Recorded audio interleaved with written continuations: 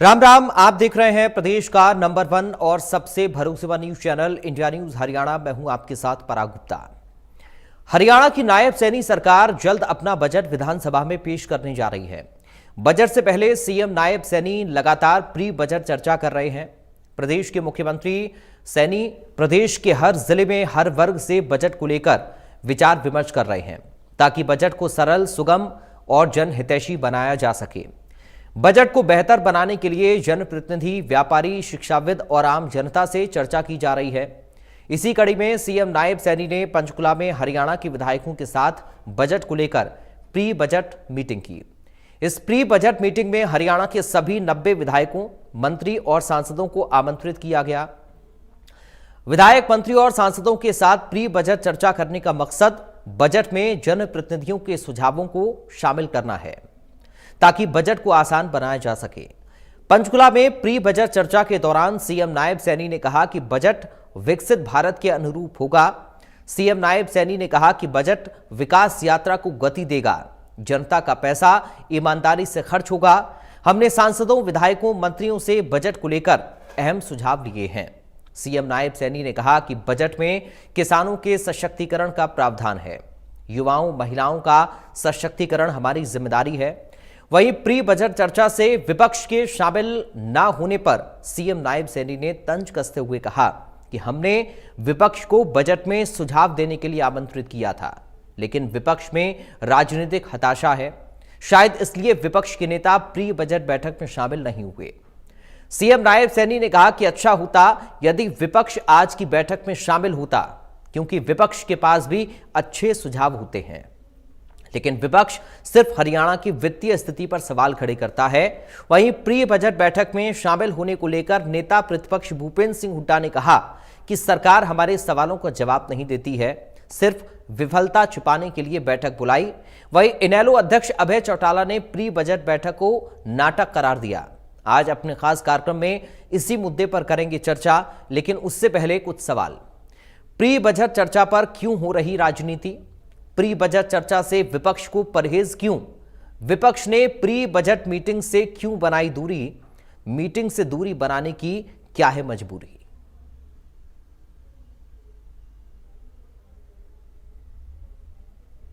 विधायकों को बुलाया था। आज लगभग 90 के 90 विधायक और सांसदों को हमने आमंत्रित किया था कि वो यहां पर आए, महत्वपूर्ण सुझाव दें, जिससे कि ये प्रदेश प्रगति की राह पर आदरणीय प्रधानमंत्री जी के उस संकल्प को ये हरियाणा पूरा कर सके जो प्रधानमंत्री जी ने 2047 का ये संकल्प लिया है। परंतु अब की बार शायद उनकी तरफ से सुझाव से हम वंचित हैं, और क्योंकि उनको हमने यहां पर सभी को आमंत्रित किया था कि आप अपने सुझाव हमें अवश्य देंगे, जिससे कि प्रदेश हित के अंदर उसका लाभ मिल सके। और मैं बताना भी चाहता था कि 651 सुझावों में से विधायकों के, आप सब की जानकारी में है कि पिछला जब बजट था उसमें सभी विधायक आए थे और लगभग उसमें सुझाव दिए थे। 651, 254 उसमें शामिल किए गए थे। साथियों, क्योंकि विपक्ष की अपनी भूमिका होती है और विपक्ष अपने तरीके से बात को करता है। हमने आज भी, जैसा मैंने कहा है कि हमने उनको आमंत्रित किया था कि आज यहां पर आएं और उनके महत्वपूर्ण सुझाव हमें मिलें। हमारे विपक्ष के साथी क्योंकि सुझाव आते हैं तो उसका लाभ मिलता है। हरियाणा की वित्तीय स्थिति पर वो लगातार सवाल उठाते रहते हैं और मुझे लगता है कि वे आंकड़ों से नहीं बल्कि आकांक्षाओं और राजनीतिक जो एक हताशा है उससे वो संवाद कर रहे हैं। मुझे ऐसा महसूस होता है क्योंकि जब हमने उनको आमंत्रित किया है सुझाव लेने के लिए, तो सुझाव अवश्य हमारे पास आने चाहिए। बहुत सारे महत्वपूर्ण सुझाव होते हैं जो विपक्ष के पास भी हैं और सरकार ये चाहती है। सुझाव मांगे थे। उनका मुख्यमंत्री का पत्र भी आया है, आज भी मिला मेरे को, पहले भी उनका मिला था, और हर साल मांगते हैं। लेकिन हमने फैसला किया है कि हम नहीं जाएंगे, क्योंकि हम वहीं असेंबली में बात करेंगे। क्या ना तो ये आर्थिक स्थिति बताते आज हरियाणा कहाँ है, ना पिछली बार जितनी बार भी हमने सुझाव दिए कोई इम्प्लीमेंट किया, कोई चर्चा ही नहीं की असेंबली में। भाई हमने सुझाव मिला, फलाने आदमी ने ये सुझाव दिया, फलाने आदमी ने सुझाव, कोई चर्चा ही, नाम भी नहीं उसका। तो इस वास्ते कांग्रेस के विधायक उसमें चर्चा में हासिल होंगे। जो बात पूछेंगे हम असेंबली में on the floor of the house उनसे सवाल जो चर्चा करेंगे इन बातों में, और इसमें कोई दो राय, क्योंकि ये एक अपनी विफलताओं को छुपाने के लिए ये मीटिंग बुलाई जाती है। अपने कहते हैं सब अपोजिशन थे, मिलते विफलता यहाँ तक है कि आप नीति आयोग की रिपोर्ट देख लो। आज आर्थिक स्थिति हरियाणा की जो है, जो आप कहते हैं फिस्कल इंडेक्स, उसमें नीति आयोग की रिपोर्ट है 18 स्टेटों में से 14वें नंबर पे आज फिसड्डी है हरियाणा, और कर्ज में डूबता जा रहा है। कर्नाटक है। ये मनोहर लाल खट्टर ने परंपरा शुरू करी थी जी। कोई काम तो था नहीं, तो 6-7 महीने कैसे अपने टाइम पास किया जाए उसके लिए प्री बजट मीटिंग करते थे, और वही मनोहर लाल खट्टर के आदेश पे चीफ मिनिस्टर को ये काम करना पड़ रहा है। कोई काम है तो चीफ मिनिस्टर को बता दो। प्री बजट बैठक करने का क्या मतलब है? सुझाव मांगने हैं, आप सुझाव मांग लो, आपके सुझाव आ जाएंगे, आप उसको देख लो, अधिकारियों को सौंप दो बीच में क्या ठीक है। ये कौन सा तरीका है कि आप जिलों में जाओ, आप अलग अलग जाओ, बैठक पार करो, 5-5, 7-7 घंटे खराब करो। चीफ मिनिस्टर पे इतनी फुर्सत है कि वो इस तरह से टाइम पास कर रहे हैं। ये दुर्भाग्य है हमारे प्रदेश का।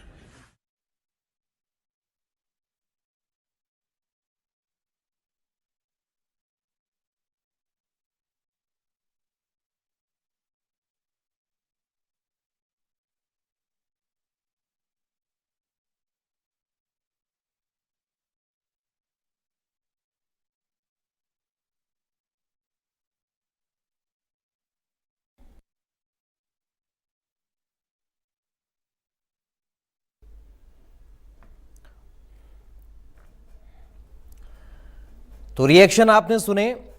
मुख्यमंत्री नायब सैनी ने इसे विपक्ष की हताशा बताया। चूंकि विपक्ष इसमें शामिल नहीं हुआ तो सीएम सैनी ने कहा कि विपक्ष हताश है। उधर भूपेंद्र हुड्डा और अभय चौटाला को भी आप सुन रहे थे। भूपेंद्र हुड्डा ने भी इस प्री बजट बैठक का बहिष्कार किया और साफ कहा कि सुझाव मांगे थे, हम लोग नहीं गए। अभय चौटाला ने भी इसका विरोध किया है। विपक्ष ने सरकार के इस न्योते को ठुकराया है और प्री बजट बैठक में विपक्ष शामिल नहीं हुआ। आज सवाल हम यही पूछेंगे कि आखिर क्यों इस बैठक से दूरी विपक्ष ने बनाई है, और जब विपक्ष शामिल नहीं हुआ और सरकार की मंशा थी कि विपक्ष के सुझाव लिए जाएं शामिल करके, तो फिर अब कैसे बजट को तैयार किया जाएगा। ये तमाम सारे सवाल इस वक्त उठ रहे हैं जिन पर आज हम चर्चा करेंगे। इस वक्त हमारे साथ कुछ खास मेहमान हैं जिनके नाम अब मैं आपके सामने रख रहा हूं और उसके बाद अपने मेहमानों के साथ हम चर्चा करेंगे। भारतीय जनता पार्टी से प्रवक्ता मुकेश कापड़ीवास इस वक्त हमारे साथ हैं। मुकेश जी, आपका बहुत स्वागत है। कांग्रेस पार्टी से प्रवक्ता इस वक्त हमारे साथ सुरेश रूढ़ हैं। सुरेश जी, आपका बहुत स्वागत है। इनेलो से प्रवक्ता विजेंद्र रेहड़ू इस वक्त हमारे साथ हैं। विजेंद्र जी, आपका स्वागत है। और अर्थशास्त्री नवीन गुप्ता हमारे साथ हैं। नवीन गुप्ता जी, आपका बहुत स्वागत है। सबसे पहले नवीन गुप्ता जी, शुरुआत में आपके साथ कर रहा हूं, उसके बाद राजनीतिक मेहमानों के पास जाऊंगा। कैसे देख रहे हैं इस पूरे सियासी घटनाक्रम को आप? बजट से पहले एक चर्चा सरकार करना चाह रही थी विपक्ष के साथ, सुझावों के साथ, कि आखिर विपक्ष का क्या सुझाव हो सकता है बजट को लेकर, कौन कौन से मुद्दे, कौन कौन से प्रमुख वो पहलू जिनको इसमें हम शामिल कर सकें। लेकिन विपक्ष ने तो बहिष्कार कर दिया। अब आप कैसे देख रहे हैं एक आदर्श बजट किस तरीके से तैयार हो सकता है बिना विपक्ष के सुझाव के, और खास तौर पर सवाल असली ये है कि जनता के मुद्दे उसमें शामिल हों। नवीन गुप्ता जी, पहला रिएक्शन सर आपका। सर, जैसा कि आपको पता ही है, मैं तो नॉन पॉलिटिकल आदमी हूँ जी। और पेशे से 26 साल से ज्यादा चार्टर्ड अकाउंटेंट की प्रैक्टिस कर रहा हूँ। साथ में इंसॉल्वेंसी एंड बैंक्रप्सी देखता हूँ, लिटिगेशन देखता हूँ, कमर्शियल भी और कंपनी की लिटिगेशन। तो बेहतर है कि ये सवाल अगर राजनीतिक है, मैं इसमें ज्यादा कुछ नहीं अपना कंट्रीब्यूशन दे पाऊंगा। मेरे पास कोई स्पेसिफिक सवाल होगा तो मैं दे पाऊंगा, बिल्कुल। ठीक और है। जहां तक इन्वॉल्वमेंट की बात है जी। सर, मेरा ये मानना है कि सुझाव देना चाहिए सबको। और कोई भी एक प्रोसेस के अंदर, बजट हो चाहे कंट्री का हो, स्टेट का हो, उसमें एक भागीदारी बननी चाहिए। ठीक है सर, मैं आपके पास लौटूंगा कुछ आपकी फील्ड से जुड़े हुए सवाल लेकर, क्योंकि आज की चर्चा बेहद अहम है। जो आने वाला बजट होगा वो जनता की उम्मीदों पर खरा उतरे, ये सबकी उम्मीद है। मुकेश कापड़ीवास जी, अब क्या सुनिश्चित कर रहे हैं आप लोग बजट को लेकर, क्योंकि विपक्ष ने तो अपने सुझाव आप लोगों को दिए नहीं हैं। विपक्ष ये कह रहा है कि ये सिर्फ एक नाटक है और सिर्फ खानापूर्ति या फिर फोटो बनकर। क्या ये प्री बजट बैठक रह गई? मुकेश जी। देखिए अनुराग जी, नमस्कार, सभी को नमस्कार जी। देखिए अनुराग जी, ये जो परंपरा थी प्री बजट डिस्कशन की, ये आदरणीय मनोहर लाल जी ने इसकी शुरुआत की थी। और इसका उद्देश्य केवल ये था कि विपक्ष के भी जो विधायक, जो जनता चुनकर के भेजती है, हरियाणा में 90 विधायक चुने जाते हैं, तो सारे विधायक तो कोई सरकार के होते नहीं है, तो सबका सुझाव लिया जाए। इसलिए इसकी एक डिस्कशन की स्टार्ट हुआ था, मनोहर लाल जी ने स्टार्ट किया। उसी को आगे बढ़ाते हुए नायब सैनी जी भी इस परंपरा को आगे बढ़ा रहे हैं। अभी मैं बयान सुन रहा था, आदरणीय मुख्यमंत्री जी ने बड़ी शालीनता से कहा कि हमने सभी विधायकों को बुलाया था लेकिन वो लोग आए नहीं। फिर उसके बाद मैंने हुड्डा जी का बयान सुना, तो हुड्डा जी ने कहा कि सरकार विफल हो गई है, हम तो विधानसभा में बात करेंगे। मैं आपसे पूछना चाहता हूं, अगर कोई विफल होता है तो क्या वो बैठक बुलाता है चर्चा के लिए? अगर कोई विफल होगा तो वो बैठक से बचेगा। देखिए, ये कोई बजट भारतीय जनता पार्टी का बजट नहीं है, ये हरियाणा का बजट है। और हरियाणा के बजट में सभी पार्टियों को मिलकर के, सभी लोगों को मिलकर के, सभी वर्गों को मिलकर के, युवाओं को, महिलाओं को, मजदूरों को, किसानों को और व्यापारियों को, सबसे मुख्यमंत्री जी चर्चा कर रहे हैं। अभी मैंने बयान सुना अभय चौटाला जी का, मुझे हंसी आई वो बयान सुन के। बड़ी विडंबना है कि एक पार्टी के सर्वे सर्वा हरियाणा में ये कहते हैं कि मुख्यमंत्री टाइम पास कर रहे हैं, हर जिलों में जा रहे हैं, 2-2, 3-3 घंटे लोगों से मिल रहे हैं। क्या लोगों से मिलना, बजट की उनसे चर्चा करना, क्या ये गलत है? मैं आप सभी से पूछना चाहता हूं। देखिए, बजट पूरे हरियाणा प्रदेश का है। लोगों को वो दिन याद है कि जब इनेलो की सरकार थी तो क्या होता था। लोगों को यह भी याद है कि जब कांग्रेस की सरकार थी तो बजट कितना था। अगर वो आंकड़े पे बात करेंगे तो मैं आंकड़ा भी उनको बताऊंगा। देखिए, सीधी सीधी ये लड़ाई भाजपा और कांग्रेस के राजनीति के बीच की है। भाजपा राजनीति सुझाव, संवाद और समाधान की राजनीति करती है, और वहीं कांग्रेस दूरी, भ्रम और बयानबाजी की राजनीति करती है। आप मुझे एक बात बताइए कि कर्ज पर बयानबाजी करते हैं लेकिन बजट की चर्चा से भाग रहे हैं, यह कैसी राजनीति है? अगर इनको कोई असहमति थी तो वहां पर जाते, वहां पर अपनी आवाज उठाते, अपने सुझाव देते। अभी भूपेंद्र हुड्डा जी ने कहा कि हमने पिछले बार सुझाव दिए थे, वो लिए नहीं। और पिछले जो बजट में 654 सुझाव आए थे, 651, उसमें से 254 सुझाव हमने बजट में शामिल किए। अभी मुख्यमंत्री जी जा रहे हैं, अभी गुड़गांव में आए थे, नौजवानों से एआई के विषय में बात कर रहे हैं कि किस तरीके से इसको बजट में जोड़ा जाए। आर्टिफिशियल इंटेलिजेंस भविष्य है दुनिया का, इससे हम अपने आप को दूर नहीं रख सकते। किसानों को कैसे मदद की जाए, अभी इनके पास कोई जवाब नहीं है, क्योंकि इनको पता है कि भारतीय जनता पार्टी की तीसरी बार सरकार जो पूर्ण बहुमत से बनी है, आदरणीय मुख्यमंत्री नायब सिंह सैनी जी के हंसमुख चेहरे के ऊपर बनी है, तो उससे घबराए हुए हैं। मैं इनसे बताना चाहता हूं कि भारतीय जनता पार्टी जब आपकी सरकार आई थी, जब कांग्रेस की सरकार आई थी, उस समय 1000 लड़कों पर 871 बेटियां होती थी। सरकार का काम सरकार चलाना नहीं, सामाजिक बैलेंस बनाना भी है। और हमने इस प्रकार से मेडिकल लाइन को टाइट किया कि आज 923 बच्चियां 1000 लड़कों पर। अगर आप देखे जाइए, सबसे ज्यादा बासमती चावल हमारे हरियाणा से एक्सपोर्ट होता है। ठीक है। सबसे ज्यादा 2 व्हीलर और सबसे ज्यादा 4 व्हीलर ठीक है। देश और दुनिया में अगर जाते हैं तो हरियाणा से जाते हैं। ये हरियाणा की सरकार जो अब तेज गति से आगे बढ़ी है, डबल इंजन की सरकार, मोदी जी और नायब सैनी जी ने जो मिलकर के इस डबल इंजन की सरकार को चला रहे हैं, ठीक है। क्या उसमें ये सुझाव नहीं दे सकते? हम्म। क्या हरियाणा के बजट में सुझाव देना विपक्ष को वो खाली घर पर बैठ करके टाइम पास करना सही समझ रहे हैं, और हरियाणा की तरक्की में योगदान क्या हो उसके बारे में नहीं बता सकते? मैं आपको एक आंकड़े के साथ बताना चाहता हूं। हमने पिछला बजट 2,05,000 का बजट किया, तो उससे पिछले जो बजट था 1,80,000 करोड़, उससे 13.5% बढ़ा करके किया। और जब कांग्रेस की सरकार आती थी, जब ये कर्जे की बात करेंगे, मैं कर्जे की बात कहता हूं कि जब 2014-15 में जब प्रति व्यक्ति आय 1,47,000 थी, और आज की जगह वो 1 लाख प्रति व्यक्ति आय 3,53,000 रुपए, तो वो बढ़ी है या घटी है? और जो ऋण था वो 69,622 करोड़ रुपए ये सरकारी उपक्रमों पर छोड़कर गए थे, 69,622 करोड़। और आज 11 साल बाद वो 68,295 करोड़ रुपए, सरकार भी चल रही है, डेवलपमेंट भी हो रही है, और 1,627 करोड़ घटा है। तो मैं इनसे पूछना चाहता हूं ये किस हिसाब से कर रहे हैं? और अगर ये पूछना चाहते हैं कि इनकी सरकारों ने क्या किया, तो मैं आपसे एक बात बताना चाहता हूं। माननीय मुख्यमंत्री ने 27 मार्च को 2025 को विधानसभा में कहा था कि जब इनेलो की सरकार थी तो 17,347 करोड़ का कर्जा था, और उस पर 3,450 करोड़ का बजट था। और 14-15 में 71,000, जब कांग्रेस की सरकार थी, भूपेंद्र हुड्डा जी मुख्यमंत्री थे, तो 71,000 करोड़ हरियाणा पर कर्जा था। ठीक है। और 28,000 करोड़, आप सुनिएगा, 28,000 करोड़ बिजली कंपनियों का बकाया था, यानी 1 लाख करोड़ के आसपास। और वहीं अगर आप आज की बात करते हो तो 2,05,000 करोड़ है, और जो कर्जा हमारा 3,25,000 करोड़ के आसपास है। अब आप इसका जीएसडी पे देखेंगे तो किस तरीके से हरियाणा ने तरक्की की है। कर्जा बढ़ा है तो कर्जा कहां लगा है? आप अगर बजट के अनुपात में कर्जे को देखेंगे, आप देखिए पहले मेडिकल की सीट 700 होती थी, हमारी सरकार ने मेडिकल की सीट को 2,485 कर दिया। ठीक है, चलिए मुकेश जी, मैं आऊंगा विस्तार से और समझाइएगा हमने सेकंड 6 राउंड में। पहले एक मेडिकल रिएक्शन में यूनिवर्सिटी सबका कर दी। ले लूं, पहले ये तो समझ लूं कि आखिर क्यों विपक्ष के साथ जी। शामिल नहीं हुए। सुरेश रोड जी, जी। क्या कारण रहा सर? क्या आप ये मान रहे हैं कि ये प्री बजट बैठक बुलाना, विपक्ष के साथ में चर्चा करना, ये सरकार का फेलियर, उसको छुपाने की कोशिश थी, आप ये कह रहे हैं?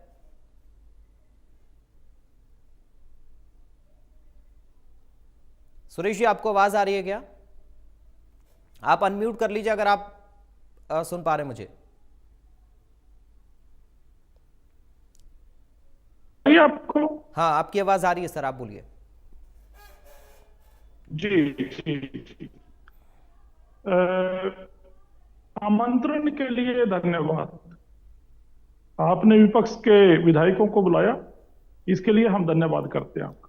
लेकिन जो हमारे नेता प्रतिपक्ष चौधरी भूपेंद्र सिंह जी हुड्डा ने कहा, उसमें सारा सार आ जाता है। उन्होंने कहा कि जब ये हमारी बात मानते नहीं, हमारे सुझाव मानते नहीं, हम समय क्यों खराब करें इनके पास बैठ के। कोई ये नई बात नहीं है। हरियाणा का प्रत्येक विधायक, मैं प्रत्येक विधायक का शब्द इस्तेमाल कर रहा हूं, यानी भारतीय जनता पार्टी के विधायक भी अपनी पीड़ा जो है वो गांव-गांव व्यक्त करते हुए घूम रहे हैं। तो जब आप अपने विधायकों की नहीं सुन रहे, अनिल विज जी आपके इतने सीनियर नेता हैं, वो कितनी बातें बोलते हैं हर रोज, सरकार का ध्यान आकर्षित करते हैं, जब उनकी सुनाई नहीं है तो आप विपक्ष की बातों को या सुझावों को मानेंगे, ये बेईमानी लगती है। हम ये भी मानते हैं, जैसे हमारे नेता चौधरी भूपेंद्र सिंह जी हुड्डा ने कहा है कि आप लोग अपनी विफलताओं को छिपाने के लिए इस प्री बजट बैठक में हमें बुला के एक लिपापोती करना चाह रहे हैं। यानी आप विधानसभा में विपक्ष के सुझावों को ना लेके प्री बजट में हमारे ऊपर इसका विफलताओं का ठीकरा फोड़ना चाह रहे हैं। विधानसभा जनप्रतिनिधियों के लिए एक ऐसा लोकतंत्र का मंदिर है जहां विपक्ष अपनी सशक्त भूमिका निभाते हुए सरकार को घेरता है, और ऐसा करेंगे। लेकिन आप या तो आप मानिएगा, कांग्रेस पार्टी तो अपने चुनावी घोषणा पत्र से लेके आपकी टीवी डिबेटों से लेके हर रोज बोलते हैं कि आप SYL नहर का 2016 में माननीय उच्चतम न्यायालय यानी सुप्रीम कोर्ट का ऑर्डर आया था और नरेंद्र मोदी जी के नाम आया था, प्रधानमंत्री के, केंद्र सरकार के, कि केंद्र सरकार अपने खर्चे पर एक ट्रिब्यूनल का गठन करके हरियाणा को उसके हिस्से का पानी दिलाए। आप कर दो ना बजट में, एक ईंट नहीं लगा पाए, एक कसी से सुरेश जी, खुदाई मैं नहीं कर माफी पाए। के साथ आपको थोड़ा सा रोक रहा हूं, एक काउंटर क्वेश्चन मेरा है, फिर आप जी। अपनी बात पूरी करिएगा। आप जब ये जी। मुद्दा बता रहे हैं तो क्यों ना इस तरह के मुद्दे बैठक में शामिल होकर विपक्ष रखता।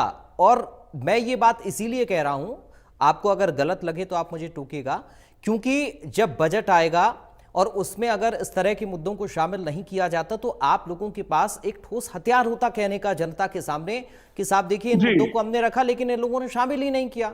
तो फिर आप लोगों को नहीं लगता है कि ये वो एक सही आधार होता बैठक में शामिल होकर इन मुद्दों को रखने का, बजाय कि हम टीवी डिबेट में रखें या फिर हम सोशल मीडिया पर रखें?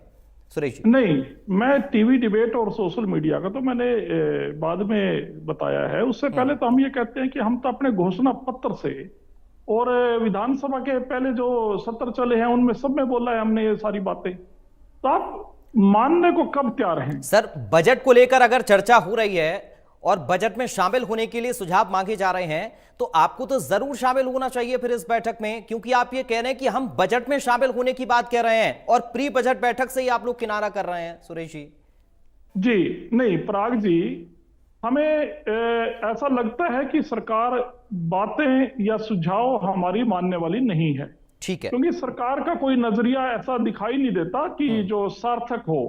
जब आप आपस में, यानी भारतीय जनता पार्टी के विधायकों की भी सुनाई नहीं है, जहां पर उनके मंत्रियों की सुनाई नहीं है, तो आप विपक्ष की बात को सुझाव के तौर पर बड़े ध्यान से सुनेंगे और उसको लागू करेंगे, ऐसा हमें प्रतीत नहीं होता। और हम इस विफलता के, सरकार के विफलता के घेरे में हम फंसना नहीं चाहते। हम जो विपक्ष की भूमिका जनता के लिए हमने निभानी है, हम डंके की चोट पे निभाएंगे और सरकार को घेरेंगे कि आप जनहित में कार्य कीजिए। चलिए ठीक है सर, इनके साथ ठीक है। मैं विजेंद्र रेड्डी जी के पास जा रहा हूं, फिर मैं विपक्ष अगले की राउंड में आपके भूमिका पास आता निभाने हूं। से हम ठीक अपने है। आप को वंचित नहीं रख सकते। चलिए ठीक है। विजेंद्र रेड्डी साहब, सवाल मेरा आपसे ये है कि अगर प्री बजट बैठक में विपक्ष शामिल होता तो क्या विपक्ष की भूमिका जनता के प्रति निभाने में आप लोग नाकाम हो जाते? और ये कैसे होता कि साहब अपनी विफलताओं का ठीकरा विपक्ष पर सरकार फोड़ देती अगर विपक्ष इस बैठक में शामिल हो जाता?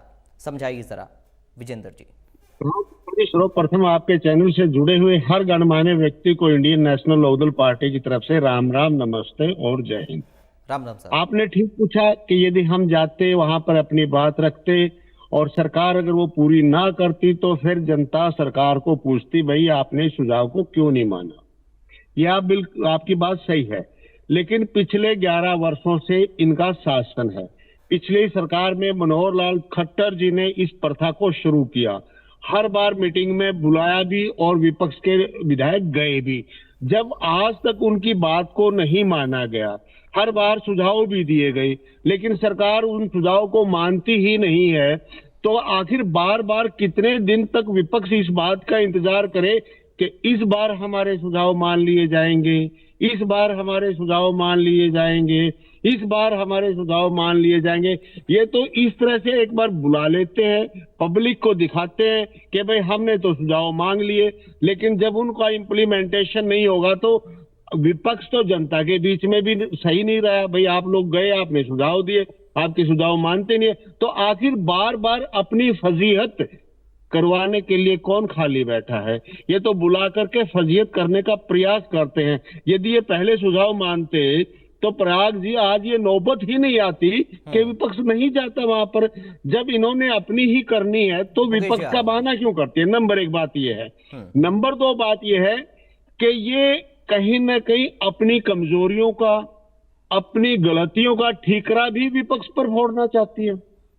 ये दिखाना चाहते हैं कि भाई हमने विपक्ष को बुलाया। नंबर 1 बात, विपक्ष नहीं आया इसलिए इनका कोई सुझाव नहीं आया, आपके हित नहीं चाहते ये। नंबर 2 बात, सुझाव दे दिया तो उसको मानते नहीं है। और नंबर 3 बात, भाई अगर कोई कमी पेशी रह गई तो हम कह देंगे यार हमने तो विपक्ष को भी बुलाया था, उन्होंने भी इस बात को नहीं उठाया, उन्होंने इस बात के लिए कोई सुझाव नहीं दिया और हमारे भी ध्यान में नहीं आई। यानी चित भी मेरा और पट भी मेरा। ऐसे कौन भला, ये विपक्ष के क्या नेता नहीं है क्या? विपक्ष के भी तो नेता हैं, उनकी भी तो अपना कोई विजन है, उनकी भी पार्टियां हैं, उनका भी अपना विजन है। ठीक है। हम क्यों इनके पीछे लगे रहेंगे जब कोई हमारी बात ठीक है विजेंद्र जी, मैं माफी के साथ तो- बीच में एक काउंटर क्वेश्चन आपसे कर रहा हूं, फिर आप अपनी बात को आगे बढ़ाइएगा। मैं ये समझना चाह रहा हूं विजेंद्र जी कि विपक्ष खुद को इतना मजबूर और पीड़ित महसूस क्यों करता है। मैं फिर जोर देकर कह रहा हूं सर, क्यों अपने आप को आप लोग इतना पीड़ित और मजबूर महसूस करते हैं? अगर आप लोग शामिल होते और फिर से एक बार, चूंकि आप जनता का ही तो कार्य कर रहे हैं ना सर, आप ये कह रहे हैं कि हम क्यों जाकर अपनी फजीयत कराएं, आप क्यों राजनीति कर रहे हैं, आप लोग जनता के लिए कर रहे हैं ना। और अगर जनता के हित को सोचते हुए एक बार फिर आप इस साल इस बैठक में शामिल हो जाते तो कम से कम आप लोगों के पास एक बड़ा हथियार होता, मजबूत हथियार होता, ये कहने को कि साहब हमारे सुझावों को शामिल नहीं किया। मैं फिर इस बात को कह रहा हूं और मैं फिर से अपनी उस बात पर आता हूं कि आप लोग खुद को पीड़ित महसूस क्यों कर रहे हैं। अगर आप लोगों के सुझाव एक मिनट सुन लीजिए सर पूरा, अगर आप लोगों के सुझाव शामिल नहीं होते तो आप लोग अपना पूरा संगठन लेकर सड़क पर उतर जाते सर। क्या संगठन नहीं है नेलो के पास? क्या कांग्रेस पार्टी के पास संगठन नहीं है अपना? जनता के लिए ही तो कार्य कर रहे हैं ना। या आप लोगों को शर्म महसूस होती है इस तरह की बैठकों में अपने सुझाव देने के लिए? आप लोग क्यों राजनीति कर रहे हैं? आप लोग राजनीति क्यों कर रहे हैं सर? ये बड़ा सवाल है विजेंद्र जी। आप जनता के लिए ही कर रहे हैं ना सर, आप जनता की मांगों को लेकर, उनके मुद्दों को लेकर, उनकी समस्याओं को लेकर या प्रदेश के विकास को लेकर ही राजनीति कर रहे हैं ना। तो ये बैठक तो ऐसा नहीं था कि विपक्ष के ऊपर अगर ये सरकार ठीकरा फोड़ देती कि साहब देखिए हमने विपक्ष को बुलाया था और फिर भी कमी बेशी निकाल रहे हैं, तो आपने तो मौका एक बार फिर दे दिया ना उनको कहने का कि विपक्ष तो आया ही नहीं तो कमी अब आप निकालते रहिए, क्योंकि जब बजट आएगा तो आप लोग कहेंगे तो बेकार बजट है, इस बजट में तो कुछ है ही नहीं है, इस बजट में प्रदेश के विकास को लेकर, जनता की समस्याओं को लेकर कोई प्रावधान ही नहीं है। तो आप लोगों ने तो मौका दे दिया सरकार को कहने का एक बार फिर। मैं फिर से कह रहा हूं सर, अगर आप लोग शामिल होते और अगर आपके सुझावों को नहीं माना जाता तो पूरा संगठन लेकर उतर जाते सड़क पर और करते विरोध सरकार का और करते इस बजट का विरोध आने के बाद और जनता के सामने अपनी बात को रखते कि साहब हमारे सुझावों को शामिल नहीं किया जाता तो हम क्यों शामिल हों। विजेंद्र जी बिल्कुल पराग जी, देखिए न तो हम बेचारे हैं, न हमें शर्म है जनता की आवाज उठाने में और ना ही कमजोर हैं हम जनता की आवाज उठाते हैं और हर उस मुद्दे को उठाते हैं जो जन विरोधी होता है। लेकिन जब कोई इतनी अपनी एक बेशर्मी पर कोई सरकार आ जाए, वो बुलाए और उसको ना माने, तो फिर बार बार उनके तो सर पास आप उनसे जाने ज्यादा का बेशर्म हो क्या जाइए बनता ना विजेंद्र जी। मैं क्या कह रहा हूं सर, आप उनसे ज्यादा बेशर्म हो जाइए और कहिए कि हम जनता के लिए ये बेइज्जती सहन करते रहेंगे, हम जाएंगे बैठक में, सुझाव भी देंगे और जब आप सुझावों को शामिल नहीं करेंगे तो हम विरोध भी करेंगे। यही तो काम है राजनीतिक दलों का, और क्या काम है सर विजेंद्र जी? आप लोग अपने घर की पार्टी के लिए, आप अपने घर के विकास के लिए राजनीति थोड़ी ना कर रहे हैं, आप जनता के लिए कर रहे हैं सर। और मैं ये सवाल इतनी तत्परता के साथ इसीलिए पूछ रहा हूं क्योंकि ये जनता का मुद्दा है, जनता की बजट का मुद्दा है सर। मैं आपकी भावना को और आपकी जोश को और आपके जज्बे को मानता भी हूं और मैं समझता भी हूं, लेकिन आखिर हम सरकार को भी तो देखें, ये क्या बजट में लेकर के आते हैं, हम ये भी तो देखें इनकी बुद्धि और इनका विजन कहां तक काम करता है। बार बार हमारे सुझाव दे और हमारे ऊपर ये कहें कि ये तो हमने मान लिए, जनता के सुझाव मान लिए, हम बजट में और सदन के बीच में सत्र में वहां देखेंगे आखिर हम हर बार हमसे सुझाव भी लिए और हमारे को ये भी कहा के सुझाव नहीं माने जा रहे हैं। इस बार हम ये देखेंगे कि ये सरकार कितनी समझदारी से किस प्रकार का बजट लेकर के आती है। तो हम सदन में खड़े होकर के पूरी जनता को, पूरे प्रदेश को ये भी तो हम दिखाने का काम करें कि आखिर इन्होंने जो बजट तैयार किया है उसमें किस किस वर्ग का हित रखा गया है, किस वर्ग के बारे में कितना सोचा गया है, कितना कर्ज घटाने का काम किया है, कितने विकास के कार्य लेकर के आए हैं। ये हम जनता के सामने चोरी दरवाजे से हमसे ये सुझाव मांग रहे हैं ताकि इनकी कमजोरियां जनता के सामने ना जाए। ठीक है, हम तो विधानसभा सत्र के बीच में वहां सदन में बैठ करके पूछेंगे, बताओ आपने ये कार्य क्यों नहीं किए, या ये बजट इतना क्यों कम रखा, ये क्यों घटाया, क्यों बढ़ाया। वहां हम पूरे प्रदेश की जनता को ये दिखाने का काम करेंगे कि आज हरियाणा प्रदेश की मौजूदा सरकार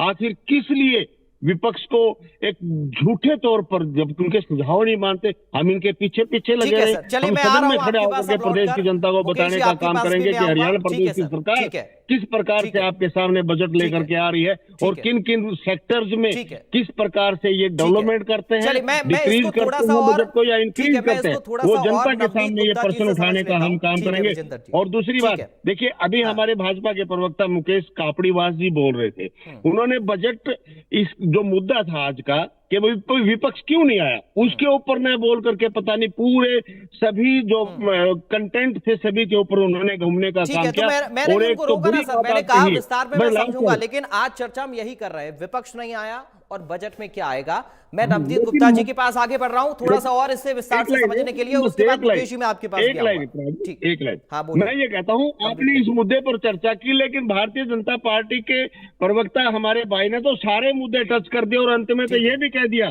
कि सीएम के हंसते हुए चेहरे पर हरियाणा प्रदेश की सरकार बनी है। ठीक है। और इन्होंने तो मोदी को भी पीछे छोड़ते हुए नायब सिंह के चेहरे पर ही सरकार बनी ये कह दिया है। तो क्या ये मानते हैं कि वास्तव में सीएम नायब सैनी के चेहरे पर ही सरकार बनी है? सभी प्रवक्ता तो मोदी जी के चेहरे पर सरकार बनी कहते हैं। आज पहली बार मैं ये सुन रहा हूं कि भारतीय जनता पार्टी के प्रवक्ता कह रहे हैं कि हमारे सीएम के चेहरे पर हरियाणा प्रदेश की सरकार बनी है। चलिए मैं आऊं, ठीक तो है सर, मेरे मैं आऊंगा लौटकर आपके पास। मुकेश जी आपके पास आऊंगा, थोड़ा सा आप रुकिए, धैर्यपूर्वक जवाब दीजिएगा दोनों की बातों का। लेकिन मैं नवनीत गुप्ता जी से समझना चाह रहा हूं प्रदेश के विकास को लेकर, चूंकि नवनीत जी उद्योग जगत की हम बात करें, निवेशकों को लुभाने के लिए सरकार तरह तरह के प्रयास कर रही है और आने वाले वक्त में कुछ और बेहतर निवेश होगा हरियाणा के अंदर, या फिर उद्योग जगत पनपेगा, पलेगा, फूलेगा, इसको लेकर कोशिश हर सरकार करती है। लेकिन एक अर्थशास्त्री होने के नाते आप क्या देख पा रहे हैं हरियाणा के परिप्रेक्ष्य में, अगर हम देखें जो मौजूदा परिस्थितियां बनी हुई हैं, जो आने वाले वक्त में संभावनाएं हैं, बजट किस तरीके का होना चाहिए, जनता की उम्मीदें आज के दौर में किस तरीके की हैं, उनके अकॉर्डिंग बजट में क्या प्रावधान बहुत जरूरी हो जाते हैं, और खासतौर पर किसी एक पर्टिकुलर सेक्टर को लेकर आप अगर चर्चा करना चाहें, नवनीत गुप्ता जी। सर आप म्यूट हैं, अनम्यूट कर लीजिए खुद को। पराग जी, अगेन नमस्कार सबको, मेरा जी प्रणाम। मैंने सबके व्यूज देखे, बीजेपी का भी देखा, सुना भी, सुरेश भाई का भी देखा और विजेंद्र जी, कांग्रेस प्रतिनिधि का भी सुना। सारे जो भी बजट के प्री मीटिंग में इनवाइटेड थे, सारे representative of the elected parties, right.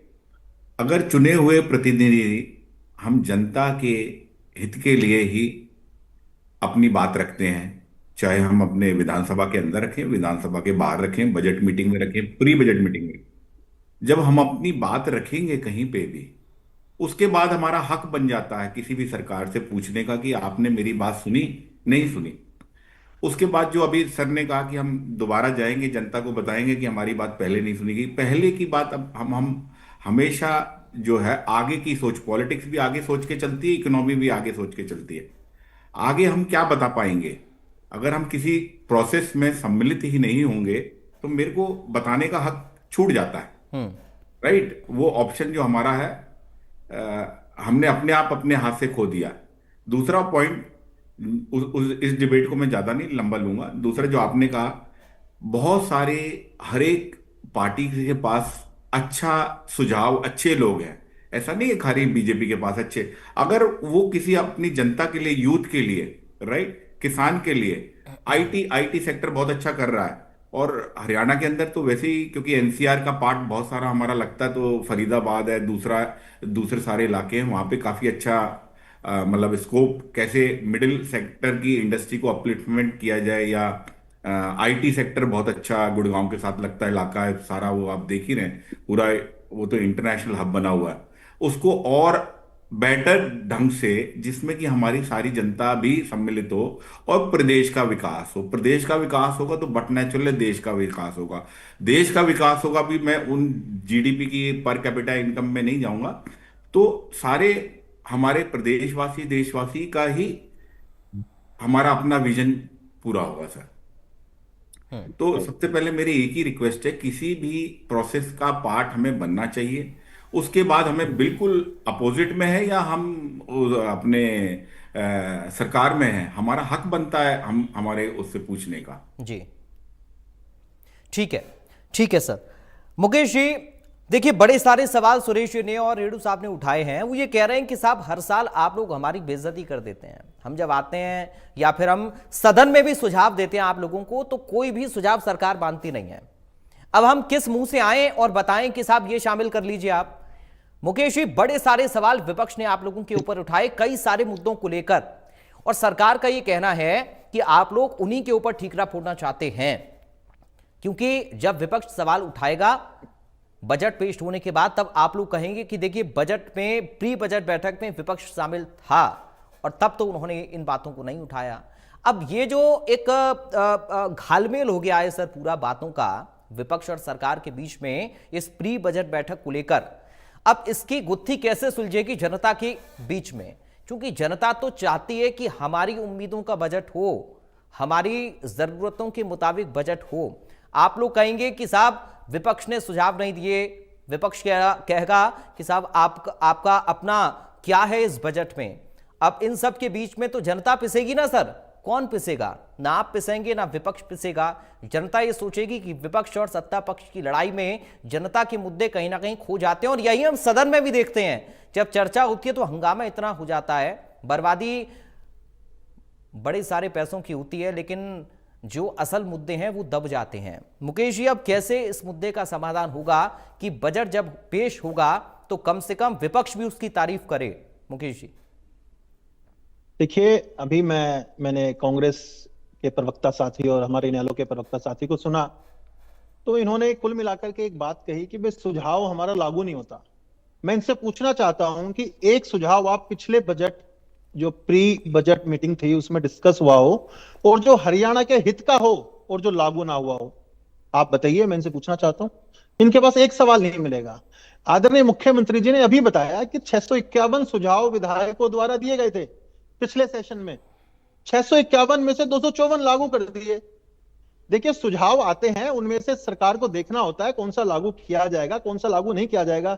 और अभी विजेंद्र जी कह रहे थे कि हम विधानसभा में जोर शोर से मुद्दा उठाएंगे। भैया, किसने रोका है? आप बताओ, आपको कौन रोक रहा है? विधानसभा में आप उठाइए। लेकिन जब मुद्दा है, जब मौका है, जब सरकार आपको बुला रही है, एक ऑल पार्टी मीटिंग सभी एमएलए की हो रही है, तो आप सुझाव दे दो। एक कहावत गांव में अक्सर चलती है कि भाई त्योहार को रूसने वाले बच्चे हैं ये, वैसे भाग दौड़ करेंगे, पूरी उछल कूद करेंगे, त्योहार पे रूस जाएंगे। अरे भैया, ऐसे काम नहीं चलता है। हरियाणा प्रदेश बढ़ता हुआ प्रदेश है, आप लोगों को ये सोचना होगा। अभी कांग्रेस के साथी कह रहे थे कि अपने विफलता हमारे ऊपर फोड़ेंगे। भैया, आपके ऊपर कैसे फोड़ देंगे? आपको तो हरियाणा ने चुना ही नहीं, आपको तो हरियाणा ने नकार दिया, तो आप पर कैसे फोड़ेंगे? जिम्मेवारी तो हमारी है, बजट हम पेश करेंगे, हरियाणा आगे कैसे बढ़ेगा हम बढ़ाएंगे। और विजेंद्र जी, मैं आपको फिर कह दूं, हाँ, ये हसमुख चेहरे, नायब सैनी जी के हसमुख चेहरे पर सरकार आई है, प्रधानमंत्री मोदी जी के मार्गदर्शन में सरकार आई है, और मनोहर लाल जी ने जो बिना पर्ची और बिना खर्ची की जो नौकरियां दी है उस पर सरकार आई है। आपके नेता 10-10 साल की जेल काट के आए हैं नौकरियों के मामले में। सीएम हाउस में लिस्ट बनती थी, कांग्रेस राज में 50-50 लाख के बैग दिए जाते थे, तब नौकरी लगती थी। और हरियाणा में बिना पर्ची और बिना खर्ची के, जिसके सर पर छत नहीं है, गरीब बच्चा नौकरी लग रहा है। ये बदलाव आया है। हमने क्षेत्रवाद और जातिवाद की राजनीति तोड़ दी, ये फर्क आया है। और मैं आपको बता दूं, अभी नवनीत गुप्ता जी ने बहुत अच्छी बात कही। इन्होंने कहा कि जो आपसे सुझाव मांग रहे हैं, तो आप सुझाव क्यों नहीं दे रहे हैं? आप एक काम कीजिए, आपको एक और सुझाव मैं देता हूं। आप कह रहे हो हमारे सुझाव लागू नहीं होते, आप एक काम कीजिएगा, आप मीटिंग में जाते, आप सुझाव देते, उसके बाद प्रेस कॉन्फ्रेंस करते भूपेंद्र हुड्डा जी कि हमने ये सुझाव दिए, पब्लिक करो, और फिर पता लग जाएगा आपके सुझाव कितने माने गए, कितने नहीं माने गए। ऐसे सुझाव देने की बजाय आप उस मीटिंग से भाग रहे हो। ये हरियाणा के वोटर का अपमान है, जिन्होंने आपकी पार्टी को वोट दिया। ये अपमान है हरियाणा की जनता का, जिन्होंने आपको चुन करके भेजा है। मैं आपसे बताना चाहता हूं एक और चीज, आप बताइए, संवाद करना चाहिए। भैया, कोई आपको पकड़ के तो नहीं बैठा रहा है, आप अपना सुझाव दो, नहीं माने तो आप उसका विरोध करो, और सदन में जोर शोर से मुद्दा उठाओ कि हमारी बात नहीं मानी गई। कैसे, आप ये देखिए, कांग्रेस सरकार जब छोड़कर गई थी तो 2 महिला थाने होते थे पूरे हरियाणा में, हमने 33 महिला थाने बना दिए हैं। ये महिलाओं के प्रति हमारी जागरूकता देखिए। 24 फसलों को एमएसपी पर खरीदने का काम हरियाणा कर रहा है। ठीक है मुकेश जी, मैं आ रहा हूं। ये सारी बातें आप हर डिबेट में बताते हैं सर, लेकिन सुरेश जी बताइए, कुछ बोलना चाह रहे हैं आप? सुरेश जी बोलिए। देखिए, प्री बजट बैठक सरकार ने जो रखी है और उसमें विपक्ष को आमंत्रित किया है, हम उसके लिए धन्यवाद करते हैं। लेकिन जो हम फैसला ले चुके हैं, हमारे नेता प्रतिपक्ष चौधरी भूपेंद्र सिंह जी हुड्डा ने कहा है कि हम उसका बहिष्कार करेंगे। वो इसलिए कर रहे हैं कि विपक्ष का काम सरकार की हाँ में हाँ मिलाना नहीं होता। एक राजनीतिक बात है ये। अभी विषय से हटके सुरेश जी पता नहीं देखिए, क्या- मैं फिर माफी के साथ आपको टोक रहा हूं सर। ये बात आपकी कुछ समझ नहीं आई सर। आप कह रहे हैं कि एक मिनट सर, एक मिनट, सरकार ने ये नहीं कहा कि हम ये चीजें बजट में शामिल कर रहे हैं, आप इनमें हाँ मिलाइए। उन्होंने कहा कि आप बताइए क्या शामिल करना है और फिर उस पर विचार करेंगे क्या शामिल हो सकता है, क्या नहीं हो सकता है। और अगर आपको लगता कि सही बात को शामिल नहीं किया तो विरोध करते। मुकेश जी तो कह रहे हैं प्रेस कॉन्फ्रेंस कर लेते प्री बजट बैठक के बाद में और बताते जनता को कि हमने ये मुद्दे रखते हैं, अब देखते हैं शामिल होंगे या नहीं। मेरी बात पूरी नहीं आपने होने दी। मैं दोबारा बताता हूं कि इस प्री बजट बैठक का कांग्रेस पार्टी यानी मुख्य विपक्षी दल ने इसलिए बहिष्कार किया है कि ये हमारे सिर पे ठीकरा फोड़ते अपनी विफलताओं का। दूसरी बात मैं ये कहना चाहता हूं, अभी तक की चर्चा का एक सारांश जो है, कल गणतंत्र दिवस मनाया हमने। नेता प्रतिपक्ष राहुल गांधी जी को तीसरी पंक्ति में बिठाया गणतंत्र दिवस पर। हमारी सरकार थी जब कांग्रेस पार्टी की, लाल कृष्ण आडवाणी जी सोनिया जी के साथ बैठे हुए साफ दिख रहे हैं फर्स्ट रो में। तो ये फर्क है भारतीय जनता पार्टी और कांग्रेस में। आप विपक्ष की बात को अमली जामा नहीं बनाओगे। आपको तो ये पता नहीं चल रहा कि कल आपको बजट में करना क्या है। आपने प्रदेश को कर्जे में डुबो दिया, 60,000 करोड़ रुपए के कर्जे पे छोड़ा था, आज लगभग 5 लाख करोड़ का कर्जा है। क्या बजट पेश करोगे आप? चलिए ठीक आप है दस्तावेज सुरेश दो, जी। 5 लाख करोड़ का कर्जा कैसे है? आप झूठ बोल रहे हो टीवी पे आके। कहाँ है 5 लाख करोड़ का कर्जा, बताइए आप। मैं बीच में नहीं आप बोला, प्रमाणित इनको कीजिए। चुप कीजिए। अपनी बारी में इतना कुछ आप नहीं, आप झूठ बोल रहे हो। 5 लाख करोड़ का कर्जा है ही नहीं। महिलाओं के बारे में कल बताएंगे, सेशन में आने दे, बजट सत्र बताएंगे। आप क्या बात कर रहे थे महिलाओं के बारे में? हर रोज रेप हो रहे हैं, शर्म आनी चाहिए। भारतीय जनता पार्टी के कुंठाग्रस्त लोग उन गुंडा तत्वों के साथ खड़े हो जाते हैं। चलिए ठीक है सर, चलिए ठीक है सर, ठीक है जाएंगे। ठीक है सुरेश जी, दूसरी बात- सुरेश एक जी, बात और सुरेश जी, हो गया सर, एक अब हो गया सर, हो गया सर। बड़ी चिंता होती है सर आप लोगों की, जनता को भी होती होगी। चिंता इस बात की होती है कि आप लोग ये तो अपनी बात मुकर होकर रखते हैं कि राहुल गांधी को तीसरी पंक्ति में जगह दी गई थी, लेकिन इस बात को मुकर होकर नहीं रख पा रहे बैठक में शामिल होकर कि जनता के लिए बजट क्या होना चाहिए। विजेंद्र रेड्डी साहब, एक मिनट रुक जाइए, हो गया सर, अब सुरेश जी हो गया सर, हो गया। नहीं रुक जाइए, अब रुक जाइए सर, सुरेश जी रुक जाइए, फिर मैं बोलने पर आऊंगा तो आपके पास जवाब नहीं होगा। सुरेश जी रुक जाइए, मेरे को समय दिया आपने, ठीक है, हो गया। नहीं बकवास नहीं कर रहा हूं, बकवास नहीं कर रहा हूं, यहां पर बैठकर बकवास नहीं कर रहा हूं, लेकिन आपकी बकवास सुनूंगा भी नहीं। बकवास नहीं कर रहा हूं लेकिन आपकी बकवास भी नहीं सुनूंगा। सुरेश जी सुन लीजिए, आपको यह चर्चा करनी है कि राहुल गांधी को तीसरी पंक्ति में जगह दी, लेकिन आपको यह चर्चा नहीं करनी है कि बजट में क्या शामिल होना चाहिए जनता के लिए। आपकी बात का जवाब देने लग रहा हूं। हाँ, दे दिया आपने जवाब, एक जवाब नहीं है आपके पास, रुक जाइए अब। ठीक है, हो गया, खत्म करिए, खत्म करिए, समय नहीं है, समय नहीं है आपकी बकवास के लिए। मैं बकवास नहीं कर रहा हूं लेकिन आपकी बकवास भी नहीं सुनूंगा। की भूमिका निभा रहे हो, आपको डर है। ठीक है, कोई बात नहीं, यही होता है सर, विपक्ष की हताशा यही है, विपक्ष की हताशा यही है, कांग्रेस पार्टी की हताशा यही है, कांग्रेस पार्टी की हताशा यही है कि जब आप लोग नाकामयाब होते हैं, जब आप लोगों के पास सवालों का जवाब नहीं होता है, जब आप लोगों के पास मुद्दों की कमी होती है, तो आप मीडिया को कोसते हैं, न्यूज एंकर्स को कोसते हैं, क्योंकि आपसे सवाल पूछ लिया, इसी में आपको जलन होती है, इसी में आपको मिर्च लगती है कि आपसे सवाल क्यों पूछ लिया, क्योंकि आप लोगों की नाकामी पर हम लोग सवाल पूछ लेते हैं, इसीलिए आपको दिक्कत होती है।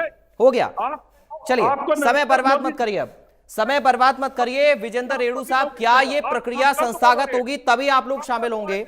बहुत सीधा सा सवाल है। रुक जाइए सुरेश जी, इनका ऑडियो डाउन करिए। समय बर्बाद करने के लिए चर्चा नहीं रखते हम लोग सर। विजेंद्र जी, क्या ये प्रक्रिया संस्थागत हो जाए तभी आप लोग शामिल होंगे? जी बिल्कुल सही बात है। यदि इसमें कुछ बेनिफिट मिलेगा, जब हमें लगेगा कि यहाँ पर हमारी ये सरकार सुनवाई करती है, तो इसमें हम जरूर शामिल होंगे और जनता की आवाज को उठाने का काम भी करेंगे, सुझाव देने का भी काम करेंगे, लेकिन इसको हम अवसर नहीं समझते हैं। जिस प्रकार से हमारे मुकेश भाई ने कहा कि ये मौका था और त्योहार के टाइम पर भाई का रूठना रूठ जाना, ये ऐसा नहीं था, क्योंकि ये त्योहार हमने मनाए, लेकिन इन त्योहारों में कोई पकवान ही नहीं मिला भाई।